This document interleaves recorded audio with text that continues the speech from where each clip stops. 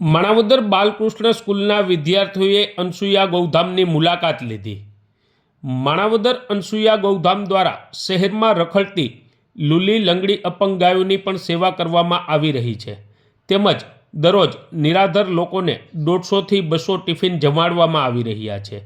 માણાવદર અનસુયા ગૌધામમાં એક પણ રૂપિયાનું દાન સ્વીકારવામાં આવતું નથી। શેઠ પરિવાર પોતાની કમાણીમાંથી ગૌશાળા ચલાવી રહ્યા છે।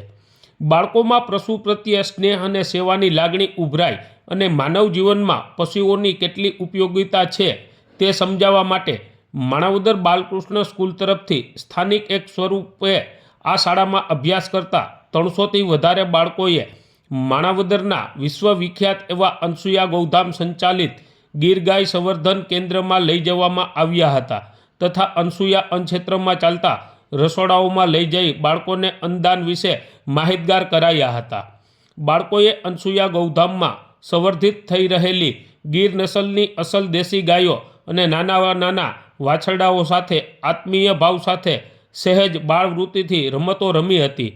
બાળકોને ગીર ગાયો વિશેની સંપૂર્ણ માહિતી હિતેનભાઈ શેઠ તથા અરેશભાઈ શેઠ દ્વારા આપવામાં આવી હતી। વિશેષ તો આ ગૌધામમાં સંવર્ધિત થઈ રહેલી નાનકડી એવી દક્ષિણની પુગનુર ગાયો સાથે બાળકોએ મજા મસ્તી કરી હતી। હિતેનભાઈ શેઠે પ્લાસ્ટિકના ઉપયોગથી થતા નુકસાન બાબતે બાળકોને માહિતી આપી હતી। બાળકોએ ગૌધામમાં રાખેલા વિવિધ પક્ષીઓની પણ જાણકારી મેળવી હતી।